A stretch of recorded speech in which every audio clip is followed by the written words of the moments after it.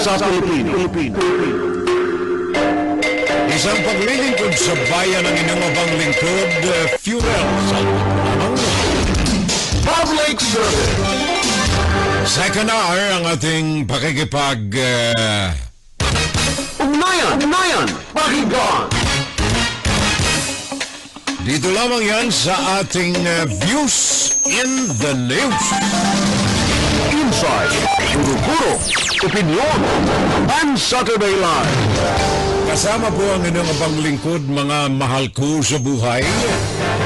Pakinggan si Furel Salvo tuwing Sabado dito sa FGS Web Radio para sa mga Pilipino. Second hour ng ating Fun Saturday, ang ating insights. Unmasking Alan Peter Cayetano's fakery. He is not godly, nor religious. His divine mandate is a ploy full of hypocrisy and opportunism. Yan ang ating paksa ngayong araw na ito, mga kapitbahay.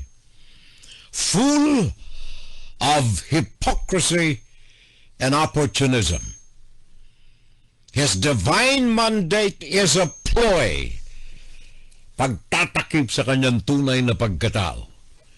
Hindi siya makadiyos, hindi rin siya relihiyoso.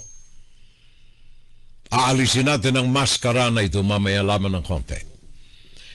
Well, hindi lamang yan galing sa aking mga kataga. In fact, it is not originally from my view. Yan ay galing po sa mga pahayag ng mga taong pinagpipitaganan natin sa panig ng relihiyon. We have Archbishop Socrates Villegas, for example. Sabi niya, komentaryo niya sa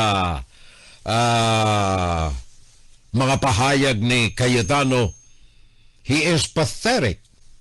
He is disgusting. He is shameless. Mga kataga ni Arsobispo Socrates Villegas. Hindi lamang siya Arsobispo ng Cebu, Alberto Uy. Ano ang sabi niya? I am urging Filipinos to unite around accountability, due process, and the common good of the Filipinos. At mismong ang pangkalahatan ng mga kaparian sa bansa. Sa kanilang pastoral letter, sa ilalim ng Catholic Bishops' Conference of the Philippines, ang sabi nila, panawagan kay Alan Peter Cayetano. Stop using the scripture as a shield for arrogance, for deception, and the evasion of accountability. Mismong pastoral letter yan ng Catholic Bishops' Conference of the Philippines. Pathetic, disgusting, and shameless. Hindi lamang mga pare natin, maging ang taong bayan. Bago ko simulan ang pagtalakay sa issue na ito, pakinggan natin itong pahayag ng isang malapit na kaibigan, supporter ni Alan Peter Cayetano. Sa mga eleksyon, siya mismo'y nangangalap na mga susuporta kay Peter Alan Cayetano. When he was a congressman, senator, public official, etc., etc. Ito si Rene Romero, negosyante dyan sa Pampanga, pusikit, pusakal na supporter ni Alan Peter Cayetano. Ngayon sabi niya, dismayado siya sa mga ginagawa niya. Hindi lamang ang kanyang pakikipagkaibigan kay Cayetano ang kanyang kinasasayangan, kundi ang panahon ay niukol niya kay Cayetano. Pakinggan natin ang tinig ni Rene Romero, galing dyan sa Pampanga. Nung unang kasama ko siya, isa sa ako'y amazed at nabibilib sa kanya. Walang meeting na inipisahan na hindi kami nagdasal. kapag tapos na kaming mag-meeting, magdadasal siya ulit. Dasal. At kami nakaupo, siya ay mag-kneel down sa aalisin niya yung mesa niya. No? So, dahil doon, ang tingin ko, sabi ko, wow, ito yung mga politikong hinahanap ko. Kasi ako talagang, ang pangarap ko yung magkaroon tayo ng magandang paggobyerno. Makapili tayo ng mga politiko na talagang magbibigay ng good governance sa ating bayan. No? So, yun. For so many years, kasama niya ako. Basta pupunta siya rito, akong bahala sa kanya. Election, talagang full support ako sa kanya. Pero ngayon, pag nagbibigay siya ng Bible verses at saka nagdadasal, kung nakita ninyo, nagdasal sa Senate, nag-kneel down siya, kinikalabutan ako. Sabi ko, Dali. Ulitin mo, pare ko, Mr. Rene. Bible verses at saka nagdadasal. Kung nakita ninyo, nagdasal sa Senate, nag-kneel down siya, kinikalabutan ako. Sabi ko, mukhang yung values na we share together nung magkasama kami, parang wala na yon. Wala na. Very, very disappointed as a friend. As a friend. Nung nag-withdraw of support ako sa kanya, kaibigan ko pa rin siya. Pero ngayon parang, pati yung pagkakaibigan namin, gusto ko na rin bitawan sa nangyayari. Ilang libo kayang Pilipino ang may ganyaang uri ng damdamin ngayon? Sabi nga ni Arsobispo Socrates Villegas, pathetic, disgusting, and shameless. Gagamitin mo ang relihiyon, hindi kundi ang relihiyon na panakip mo sa iyong tunay na pagkatao. So let us unmask Alan Peter Cayetano. Sa publiko, mga kababayan ko, just to rehash kung ang mga napagmamasdan natin, ako, I am 12,000 miles away from the Philippines. But mind you, ang mga nakararating dito ay hindi imposibleng hindi nakararating sa iba. That's why, sabi ko nga last Saturday, yung mga banner headlines natin ng mga periodiko in the world, mga periodiko sa daigdig, from the US, nandyan ang New York Times, Washington Journal, kung ano-ano, ang media, internet, CBS, ABC, CNBC, Fox News, Al Jazeera, etc., etc., Reuters, CNN. Winasak ang pangalan ng Senado sa liderato ni Alan Peter Cayetano. Kaya kung titinan natin maigi, sa harapan ng publiko, si Alan Peter Cayetano ay ipinakikita niya ang kanyang pagiging relihiyoso, quote and unquote. Relihiyoso, devoted, born-again Christian. Sa mga salita niya, may mga quotations galing sa Biblia. Kaya nga ba't sabi ni Archbishop Villegas, pathetic, disgusting, and shameless. Full of hypocrisy and political opportunism. Bakit? Tingnan ninyo itong kanyang mga ginagawa, mga kababayan. Kagaya na narinig ninyo kay Rene. Una, nabighani siya. Mantakin mo sa mga meeting. Padasal sa dasal habang nakatayo sila lahat, nakaluhod si Alan Peter Cayetano. A display of religion, but contrast, taliwas sa kanyang mga aksyon, taliwas sa kanyang mga ginagawa. Hypocrisy and political opportunism. Bakit natin nasabi ito? Meron siyang selective treatment sa mga issues. Panakip niya kapag siya ay dumedepensa sa mga taong hindi dapat idepensa, ang kanyang pagiging bulag, pipi at bingi sa criminalities, gagamitin niya, gagamitin niya ang mga linya ng Biblia. Values. Ang bibig niya ay namumutaktak ng mga lingwaheng relihiyoso, pero ang kanyang aksyon, ang kanyang ginagawa, namumutaktak sa gawain ng isang demonyo.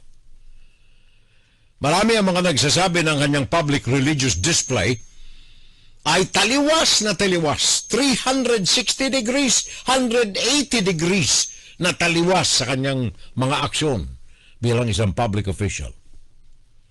Biblical values? Galing lang sa bunganga ito. Wala sa kanyang puso, wala sa kanyang utak. Example, halimbawa na lamang. Ito po ay sinaliksik nating maigi. Nitong nakalipas na Mayo 13, naging laman ng international pages ng mga periodiko, radio, television, ang gunfire at the Senate. Gunfire at the Senate. Ngayon, yung mga una niyang binitawang mga kataga, the Senate is under attack. Mali po ang grammar. Was under attack. Yun ang unang mga kataga niya, di ba? Ano ang mga lumalabas ngayon sa mga investigasyon? Yung kanyang tauhan lamang ang nagpaputok. Majority ng mga putok, mahigit 20, galing sa kanyang Sergeant at Arms. 4 lamang ang galing sa kabila. Wala pa sa loob ng teritoryo ng Senado. Gunfire. And then, issue ni Bato de la Rosa. Alam naman nating lahat na ang pagkatao ni Bato. Kung totoo ka na makadiyos, kung totoo ka na nananampalataya sa puong may kapal, araw-araw ay binibitawan mo ang mga linya ng Biblia. Hindi mo ba alam ang mga kasalanan ay kasalanan at ang kabutihan ay kabutihan? Na si Bato de la Rosa ay hindi halimbawa ng isang kabutihan. Selective choices kung alin ang kanyang gustong sundin. Hindi dahilan sa pananampalataya, kundi dahilan sa kanyang proteksyon na ibinubunsod ng kung anong bagay. Pera kaya? Pakikisama kaya? O plano para sa kanyang hinaharap? Naalala ko tuloy yung binitawan niyang kataga noong Mayo 13, yung the Senate is under attack. Maling grammar. Was under attack. Anong sinabi niya? On tape ito, God has never doubted me. Hindi kaya nasusunog ang dila nitong si Alan Peter Cayetano? Ang ibig niya sabihin, God has never doubted me. Ang ibig sabihin suportado ng Diyos ang kanyang ginagawa. Proteksyonan si Bato de la Rosa. Pabayaang magsinungaling mo yung kanyang Sergeant at Arms. Sabagat na ang kanyang paninindigan, inatake ang Senado. At hindi lamang yung God has never doubted me. Sabagay, wala tayo rin. Baka nag-usap nga sila, pero baka napagkamalan niya na yung si Satanas ay Diyos. O baka naman talaga yun ang kanyang pinanampalatayahan. Sino ang God na sinasabi na God has never doubted me? Saan ka nakakitang nananampalataya ka sa tunay na Diyos na ang pinananampalatayahan mo't sinusunod mo, who is this stupid God? Diba? And then, ito pa. Ito yung ilang mga nakuha ko lamang sa kanyang mga speeches na ginawa at mga pahayag. Sabi niya siya ay Ambassador of God, Alan Peter Cayetano. Hindi lamang siya nagpahayag na God has never doubted me.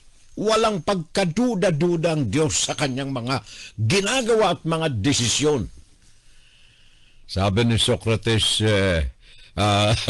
ni Arsobispo, full of hypocrisy and political opportunism.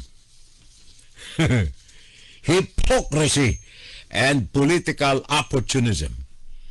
Hypocrisy, bakit? Not unless may katok sa ulo itong si Alan Peter Cayetano. Sabi niya, I am the ambassador of God. Ito ay sa Senate hearing na kung saan ay iniimbestigahan yung pag-aresto kay Rodrigo Duterte. Remember that time, galing si Duterte sa Hong Kong, pumunta ng Pilipinas, umuwi ng Pilipinas, sa airport sinalubong siya ni General Torre, dinala sa kampo, inilipad ng pribadong eroplano, dinala sa The Hague. Sabi ni Cayetano, I am the ambassador of the Lord, Jesus Christ. I am strongly condemning the argument of arrest. Yung pag-aresto kay Rodrigo Duterte. Saan ka nakakitang gagamitin yung pang, I am an ambassador of God. I am Alan Peter Cayetano. Ang aking kinakatawan ay Diyos. Ito ang kataga ng Biblia. Saan ka nakakita ng ganyan na ang dinedepensahan mo? Akusado ng taong bayan ng International Court. Pagpatay sa 36,000 Pilipino. 8,000 Pilipino sabi ng PNP. Kumpirmado ng PNP. Under his command, Rodrigo Duterte, dinedepensahan ng isang makadiyos. Laging ang Biblia ang kanyang sandalan ng mga pahayag. I am the ambassador of God representing Rodrigo Duterte, the criminal. Baka may katok sa ulo. Hindi ko sinasabing meron. Ang sabi ko, baka may katok sa ulo. Or this is plain hypocrisy. Opportunism. Ginagamit ang clout sa politika upang bigyan ng justifikasyon ang kanyang mga aksyones. Medyo nakakabahala itong mga ganitong pahayag, especially if you're occupying a very sensitive position in the government. I am an ambassador of God. March 20, 2026. Sa Senate Foreign Relations Committee hearing, sabi niya, pakinggan ninyo itong mga kataga niya. Hindi ko sinasabing may katok sa ulo. Maaring ito ay matinding hypocrisy. Sabi niya, more than being Alan Peter Cayetano. Siya ang nagsasabi nito, kine-quote ko lamang yung kanyang mga kataga. That was on March 20, 2026. More than being Alan Peter Cayetano, a senator, siya, a senator, a former Secretary of Foreign Affairs, inisa-isa yung kanyang mga pwesto, a former Speaker or Congressman of this country. I believe I am an ambassador of the Lord Jesus Christ.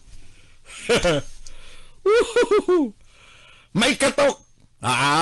Baka may katok. Dagdagan natin. Baka may katok sa ulo. Or, plain and simple, hypocrisy. Matakin mo, March 20, 2026, sa harapan ng Foreign Relations Committee pa man din. Ang sabi niya, more than being Alan Peter Cayetano, I am a senator, a former Secretary of Foreign Affairs, a former Speaker of Congress. I believe I am the ambassador of the Lord Jesus Christ. Sinong dinedepensa nito? Etong may mga salita nito, anong sabi niya? Who is the stupid God? Yun ang dinedepensa niya. And he is the ambassador of the Lord Jesus Christ. Hypocrisy. And then, pagkatapos niya magsalita niyan, let us recite the Lord's Prayer. Maltakan mo kung hindi ka nasiraan ng tuktok ng tao na ito. Pagkatapos dinefensahan ito ng sandamakmak ang kanyang dinediyos na totoo na isinusuka ang puong may kapal, who is the stupid God. Matindi ang kanyang defensa, mahaba ang kanyang mga diskurso. Wala tayong panahon na gamitin niya ang katarantaduhan na yan sa ating broadcast ngayon. Defensa. Defended the man accused of 36,000 killings ng mga may hirap na mga Pilipino. In defense of Rodrigo Duterte. Not in defense of the law of the land or even the law of heaven. Wala. He is not godly. He is not religious. And his divine mandate is a ploy. His actions full of hypocrisy and opportunism. Sabi nga may Archbishop Villegas, pathetic, disgusting, and shameless action of a public official. Dinefensahan niya, Mr. Rodrigo Duterte. Ito po ay pagpapakita ng pangkalumya, deceit, at pangloloko. Ito ay kakapalan ng mukha, the audacity of Alan Peter Cayetano to be quoting phrases from the Bible pagkatapos ang mga idinedefense mo ay mga taong balasubas, buhay pa ay kinukulob na ng apoy sa impyerno. He is not a true ambassador of Christ. Sabagat ang mga salita niya na galing pa sa Biblia, kumpletong taliwas sa kanyang mga ginagawa at mga aksyon na palihim na ginagawa. Ito pong sabi nga nitong pastoral letter, yung generosity ng kanyang espiritu na ipinakikita niya sa bawat talumpati niya is completely an opposite sa kanyang mga ginagawa bilang isang public official. Sa madalit sabi, para itong hunyango. Alam niyo kung anong hunyango? Chameleon. Hunyango. Chameleon. Para itong chameleon. Para itong hunyango. Whoever is in power, yun ang kanyang dinodiyos. Kung babalikan natin yung kanyang mga pwesto bilang congressman, and then senador, and then public official, cabinet member, kung titingnan ninyo ang kanyang mga aksyon, at kung sino ang mga namumuno during that action na kanyang ginawa, makakita ninyo na naandyan ang kanyang kulay na pabago-bago, ang kanyang pagiging hunyang. Nagsimula kay Hello, Garci. Gloria Macapagal-Arroyo. Sumipsip siya ng katakot-takot kay Gloria. Nung makita niyang bumabaho na ang amoy ni Gloria at nakaupo na sa wheelchair Binanatan niya na ang katakot-takot si Gloria. And then, kumapit siya kay Noynoy Aquino. Himas dito, himas doon. Nung maamoy niya na si Rodrigo Duterte ay bumabango, ibinasura niya si Noynoy Aquino, nandoon siya kay Rodrigo Duterte. Yaan ang tunay na kulay ng isang hunyango. Whoever is in power, nandoon siya. And who is not in power, saksakin mo sa likod. Yun ang, is it biblical value? Tanong lang natin. Gawa ng mahilig siyang kumuha ng mga linya galing sa Biblia. Is it a biblical value? Well, ayokong sabihin, yung sinasabi ng iba na peke ang pagiging Kristiyano ni Cayetano. Ayokong sabihin yan. Sabi nila, peke ang pagiging Kristiyano ni Peter Alan Cayetano. Ang atin lamang dito, nais nating patingkarin at alagaan ang importanteng mahalagang bagay sa ating mga Pilipino. Accountability of public officials. Si Alan Peter Cayetano ay madalas sa bawat buka ng kanyang bunganga, gospel lines ang maririnig natin. Mga, kung tutusin itong mga gospel lines na ito ay pagmamahal, pagkaawa sa kapwa, pagtulong sa kapwa. Nakita ba ninyo ito kay Alan Peter Cayetano? The Senate is under attack. Mali pong grammar. Was under attack. Pero tingnan ninyo yung video. Bakit sinasalakay ang Senado? Nandoon ka sa dining table, kainan kayo ng kainan. Meron bang sinasalakay na ganyan? Pag sinalakay ang Senado, pulasan na kayo, nagtago na kayo mga ilalim ng lamesa. Nagkakatuwaan yung ating majority group sa harapan ng lamesa na may mga pagkain at mga alak kung ano-ano pa. Masaya. We are under attack. Yan ang version ng inyong hindi katoliko. Sabi nga ni Rene, pinaninindigan ako ng balahibo eh. Pag naririnig ko siya ng ganyan eh. Ang totoong Alan Peter Cayetano is this. He is a political defender. Ang kanyang politika ay nangingibabaw sa lahat ng kanyang mga kilos, salita at gawa. Quoted, binabalutan ito ng mga katagan ng mga salita na gustong mapakinggan ng taong bayan. 82% ng mga Pilipino, mga Katoliko. 80% mga Kristiyano ang mga Pilipino. So sa isang makalumyang utak, may panlulokong utak, gagamitin ko ito bilang instrumento ng aking pagtahak sa landas. Politika ang lahat ng mga ginagawa na ito.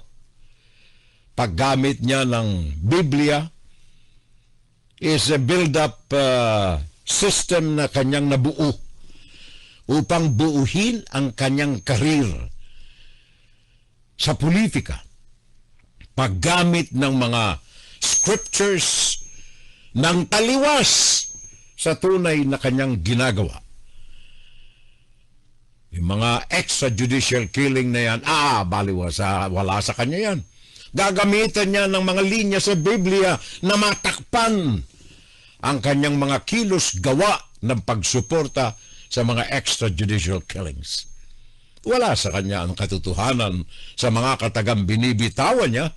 Ang importante riyan ang pagsulong ng kanyang karir sa politika. Sabi nga nitong mga church leaders natin, sabi niya, to speak the language of faith. Sabi ito ng ating CBCP, Catholic Bishops Conference of the Philippines. to speak the language of faith. Kung ikaw ay magsasalita na ginagamit mo ang lingwahe ng pananampalataya while fabricating a security crisis, samantalang bumubuo ka ng mga mali na panganib, crisis, is what the church called religious theater. Sabi nila, itong mga ganitong uri, gawain, kilos sa larangan ng tunay na relihiyon, ang simbahan tinatawag ito. It is a religious theater. Kumbaga, sa sinabi natin ng mga nakalipas na panahon, marami sa ating mga Pilipino ang relihiyon ay tradisyon, hindi pananampalataya. Ito ang ginagamit ni Alan Peter Cayetano. It is not the religion per se. Hindi relihiyon talagang para sa puso, para sa isip. Kundi ito ay isang tradisyon sa kanya. Baliwala kung ano ang namutaktak sa kanyang mga labi na mga linya ng Biblia. Baliwala yan. Ang importante, masarap pakinggan ito ng 82% mga Pilipinong relihiyoso upang maisulong niya ang kanyang mga ambisyon sa politika. Hindi ho galing sa atin ang konsepto na yan, mga kababayan. Not from us alone. Inoobserbahan natin ang mga kilos ng ating mga nasa simbahan sapagat sila ang more reliable sources ng kung alin ang tama at mali sa ating pananampalataya. Napakinggan ninyo si Arsobispo Socrates Villegas. Sabi niya, pathetic, disgusting, shameless ang mga aksyon ni Alan Peter Cayetano. Ang Arsobispo ng Cebu, Alberto Uy, sabi niya, I urge Filipinos to unite around accountability, due process, and common good of the Filipinos. And the last Sunday, sa pastoral letter ng Catholic Bishops' Conference of the Philippines, sabi nila, please stop using the scripture as a shield for arrogance, for deception, and for evasion of accountability. Mabibigat na mga kataga. Isa-isahin natin itong ilan lamang sa mga pangunahing personalidad ng simbahan para malaman natin ano ba ang kanilang pananaw sa mga nangyayari sa atin, particular sa Senado. Sabagat the truth of the matter is, wasak na wasak ang Senado. Ang pangalan ng Pilipinas nahihila, nakakalagkad sa grabing pagkawasak ng moralidad, ng impression, ng pananaw, even ng aspirasyon ng mga Pilipino na umunlad ang bansa, nakaladkad sa pusali ng mga walang habas, na mga walang utak na nakararami na miyembro sa Senado. Masakla pakinggan, masakit. In fact, nung Sabado, hindi ko lamang may hayag ng buong-buo ang damdamin natin nang makita natin sa lahat ng mga banner headlines, Al Jazeera, Reuters, CNA, BBC, sa mga periodiko ito, online newspapers, lahat, literally lahat ng mga pahayagan na nakapublika sa internet last Saturday, nandoon ang banner headline ng Senado ng Pilipinas. Even television and radio, mainstream media dito sa Amerika, lahat, from California to New York, lahat ng mga periodiko rito, front page news ang Senado ng Pilipinas. Ganyan pagkawasak ng imahe na idinulot ng Senado sa mukha ng mga Pilipino sa daigdig. Now, itong ating Catholic Bishops' Conference of the Philippines, sa kanilang statement, sabi rito, to guide the Filipinos. The Catholic Church said the pastoral statements are not meant to attack politicians. Hindi ito nakatuon na banata ng mga politiko. But to guide the faithful, tayong mga mamamayang Pilipino, bigyan ng giya when public life begins to drift away from decency. Kung ang mga buhay natin bilang isang mamamayan sa publiko ay unti-unting iniaanod palayo sa pagiging disente, palayo sa pagiging moral ng isang tao, palayo sa pananagutan, accountability. Yun ang mensahe ng Catholic Bishops' Conference of the Philippines sa kanilang pambungad na mga kataga. That was on Sunday, May 17. Ang kanilang pastoral letter na binasa, yun din ang paksa sa mga gospel sermons ng mga pare natin sa buong Pilipinas nung tumalikod na Linggo. Sabi nila,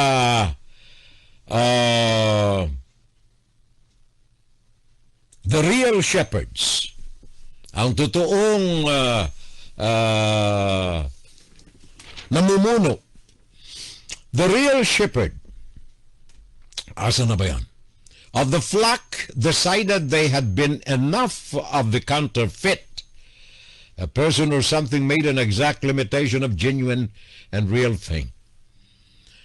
Sa kanilang pastoral review, sinabi nila na marami riyan ng mga nagsasalita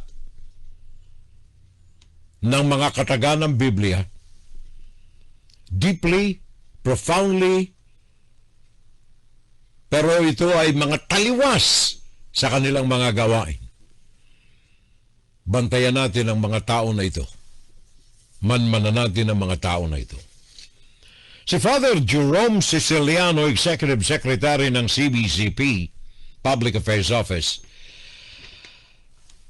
sa kanyang homily nung Sunday rin, sabi niya, the Catholic Church did not release statements to criticize politicians, but to show the people that there are things happening that are no longer appreciated, that are no longer suit the sense of decency, the sense of morality, and the sense of ethical sense.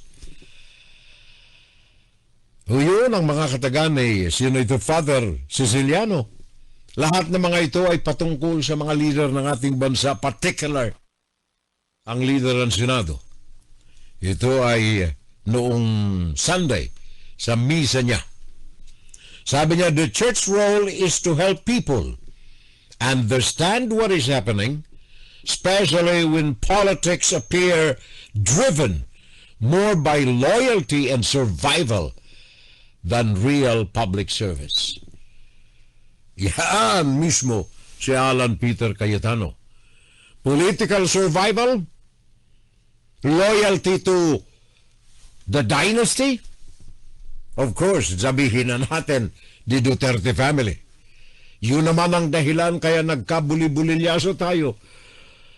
Simula nung umakyat ang impeachment ni Sara Duterte sa Senado, nagkandara pa na at isinagawa ang kanilang plano, grand plan, na i-boycott ang Senado, balasahin ang Senado for the good of Sara Duterte.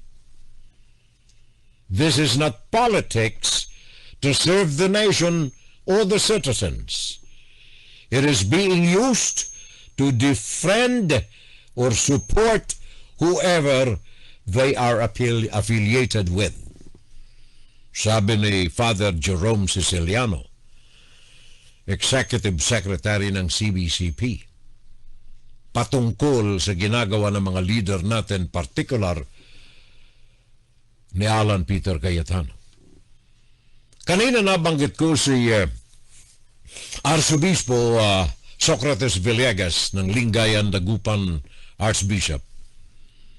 Ano nga ang sabi niya? Popular ito sa aking ulo. Pathetic, disgusting, and shameless act patungkol sa mga nangyayari ito dyan sa Senado. Sa kanyang hagupit, sa kanyang pastoral letter noong Sunday, hinihiling niya sa mga Pilipino na mga butante, especially mga butanteng mga Pilipino, na mayroong karapatan na pumili ng leader ng ating bansa. Panawagan ni Arsobispo Villegas, nananawagan siya. Kung maaari lamang, please, ibasura natin ang mga basura, mga korapto na mga politicians sa bansa. Simulan natin sa mga dynastiya na ito. Tingnan natin ang eleksyon, malapit na naman, 2028, at ang hinaharap ng bansa na kasalalay sa inyo na mga butanteng mga Pilipino. Calling on the public to be more discerning. Medyo ilagay natin ang puso, ilagay natin ang utak sa pagpili natin. Hindi dahilan sila'y nakapagbigay sa atin ng isang salup na bigas, 3 lata ng sardinas, at nakangiti sa atin ang ubod ng tamis at narinig natin ang mga linya ng Biblia. Suyuri nating maigi ang kanyang tunay na pagkatao. Baka ito'y nakamaskara ng altar ng simbahan, pero sa loob nito ay kumukulo ang kumunoy ng impyerno. Sabi ng kanyang pastoral letter, sad and angry, but brave and hopeful. Nalulungkot siya. Nagagalit siya.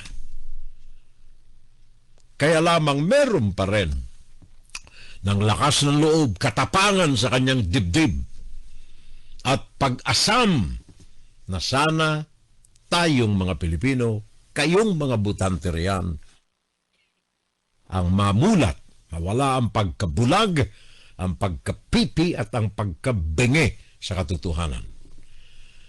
Panawagan ni Arsobispo Socrates Villegas. Pinagdidiinan niya pathetic, disgusting, and shameless act ng ating mga public officials. The move is obscene. Sabi niya sa mga nakikita niya sa Senado, sa leader ng Senado. The move is obscene and look like a devious plan to delay the impeachment trial of Vice President Sara Duterte. Hindi nalingid sa pananaw, sa pagtimbang-timbang ni Arsobispo Socrates Villegas ang mga nagaganap sa Senado, na hindi ito makabayan, hindi ito makapilipino. Obscene, medyo makasalanan, taliwas sa aral ng Diyos. At ito ay plinano ng husto upang antalahin ang impeachment trial ni Sara Duterte. Disgusting, pathetic, shameless ang mga kataga na ginamit niya. It is confusing. It is unbelievable. It is pathetic. It is disgusting. It is shameless. How did we reach this low level of public service? Matindi. Talagang nakakakayod sa balat hanggang umawas ang dugo ng kung sino man tatamaan ito.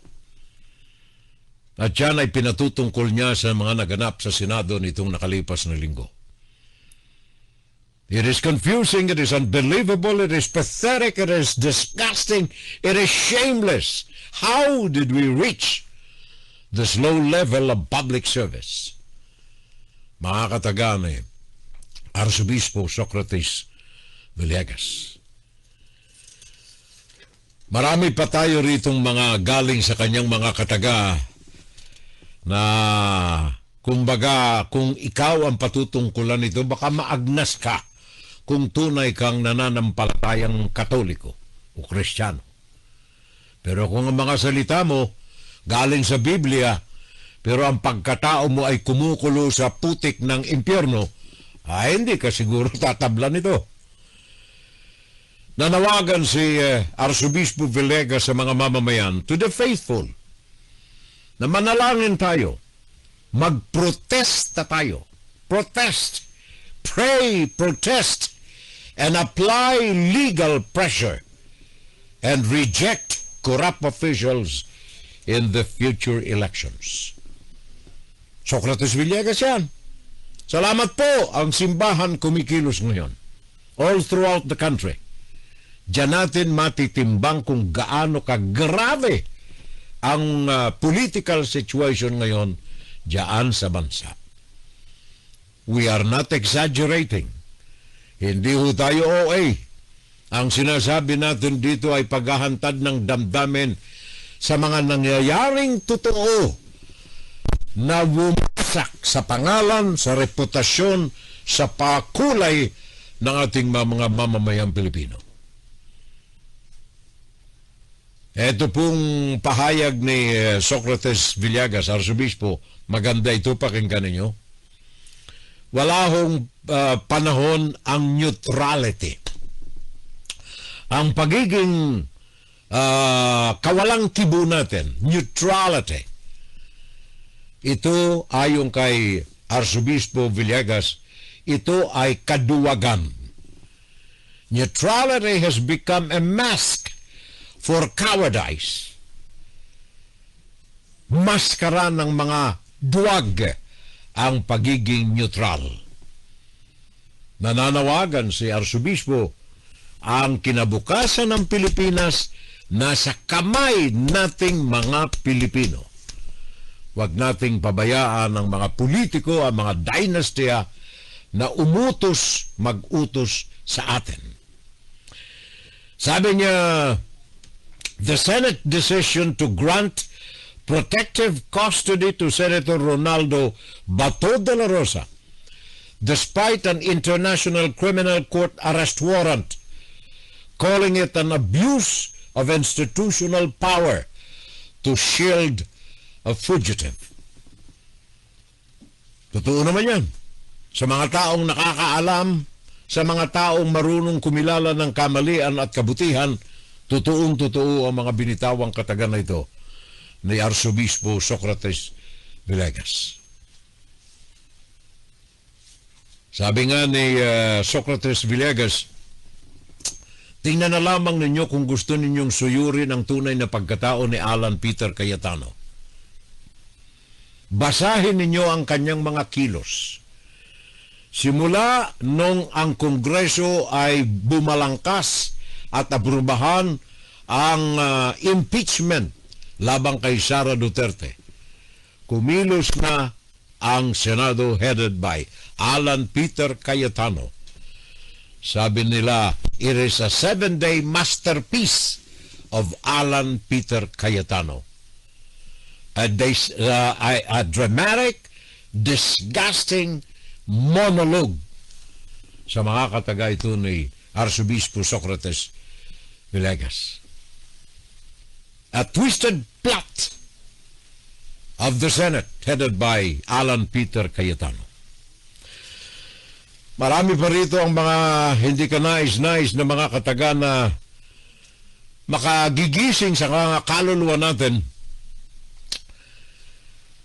Kaya lamang nasa sa ating puso, nasa ating damdamin mga mamamayang Pilipino ang pagtimbang. Huwag na nating antayin ang mga kataga galing sa mga tunay na mga nananampalataya. All we can do is open up our eyes, ang ating puso, ang ating utak, buksan natin sa katotohanan. Father David Concepcion, meron din itong sinabi, divine mandate. ang paksa na tinalakay ni Father David Concepcion. Sabi niya kay Alan Peter Cayetano, sino ang Panginoon na naglagay sa inyo?